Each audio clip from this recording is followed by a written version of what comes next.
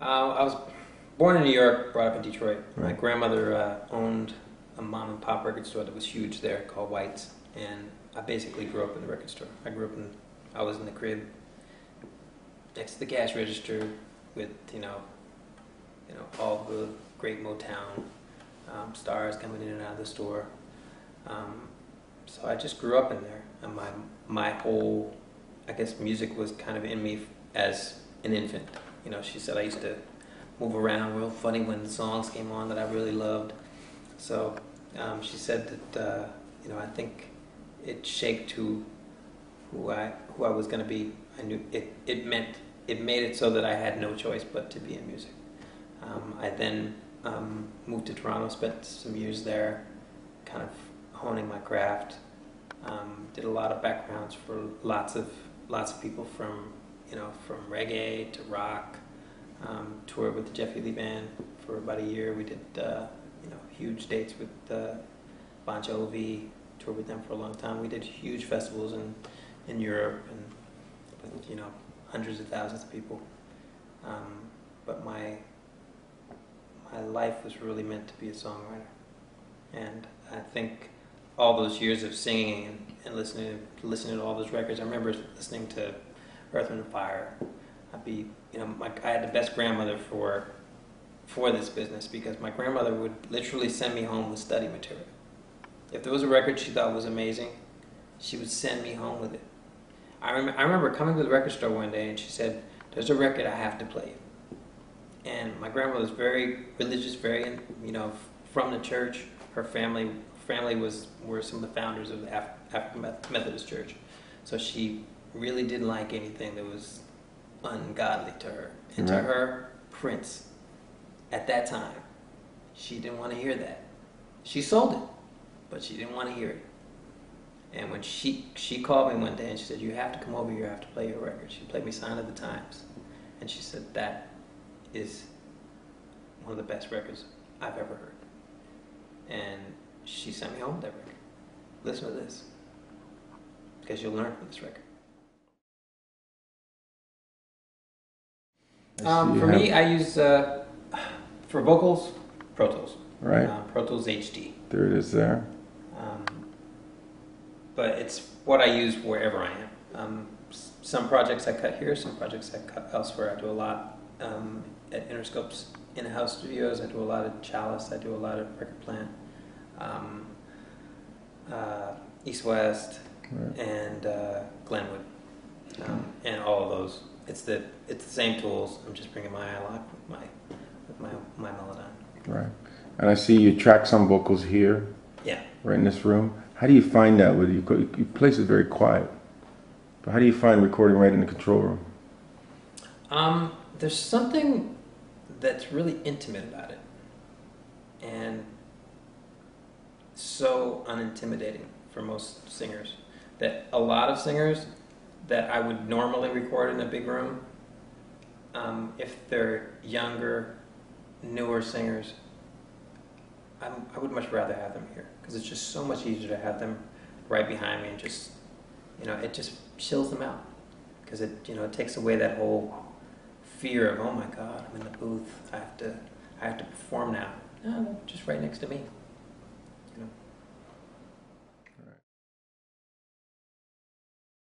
First time I saw Melodyne was, I think you took me to see it.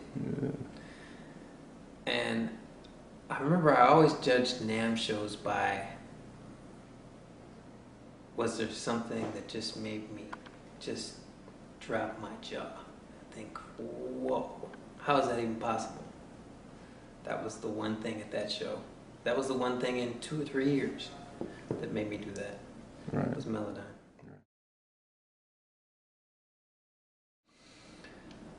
Well, for me, I use Melodyne kind of in the way, for me, I've always had this policy. I'm a vocal producer. So I like to record vocals for that explosion. I want to feel some sort of real performance. So I've never been one who recorded for pitch. I really like to have something in a take that just sucks me in. And a lot of times, I don't care. I mean, if you listen to some of the oldest records, those records are not perfectly in tune, but the performance gets you. Right. So I'd rather have a great performance. So for me, every singer that ever comes over here, I always tell them, drop all of your inhibitions of trying to be perfect pitch-wise, because I have a little friend who's going to come and touch it later. And for me, I really want to have the whole thing be about, let's put your heart into the performance. Put every bit of you into the performance, and that's what I'm looking for. So after I cut, I'll probably cut vocals for 3 hours. After I cut, I'll pull it into Melodyne and start working with it.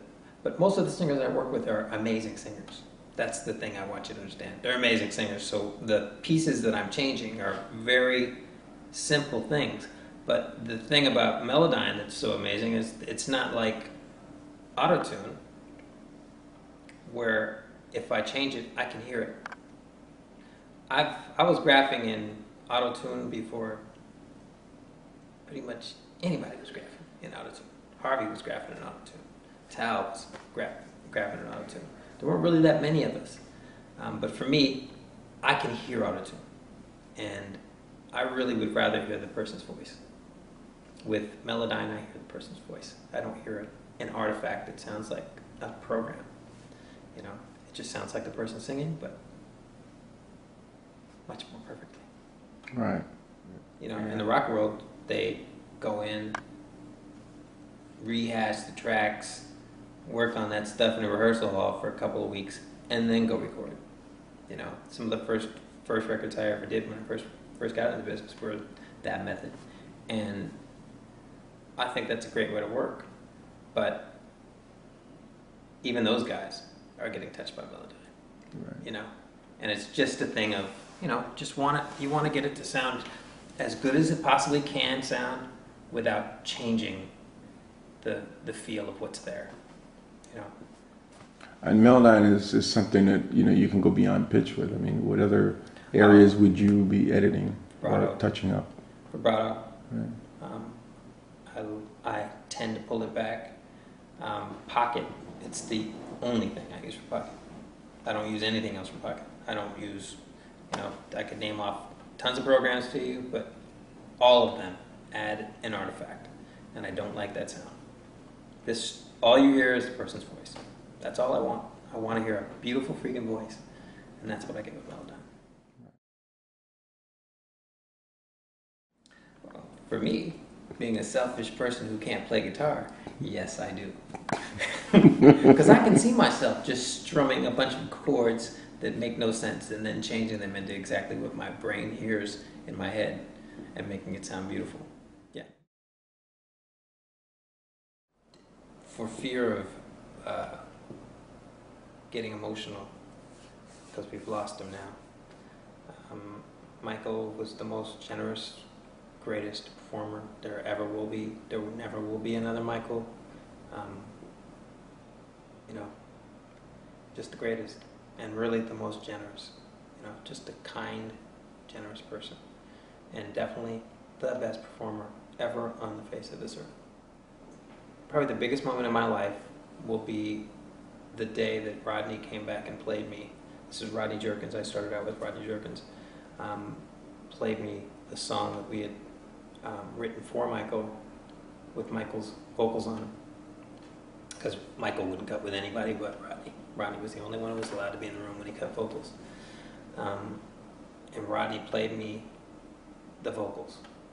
And I remember, as soon as I heard it, besides hearing this beautiful voice on top of it that I grew up with, I heard my voice. And I remember asking Rodney, how many tracks of backgrounds did he do? He said he didn't really do many. He said just did the mains. He said he liked what you had. And that's going to be the biggest moment of my life. Because you have made my life so easy. So when you come back over here, I don't know if you drink, but I got to take you out for drinks.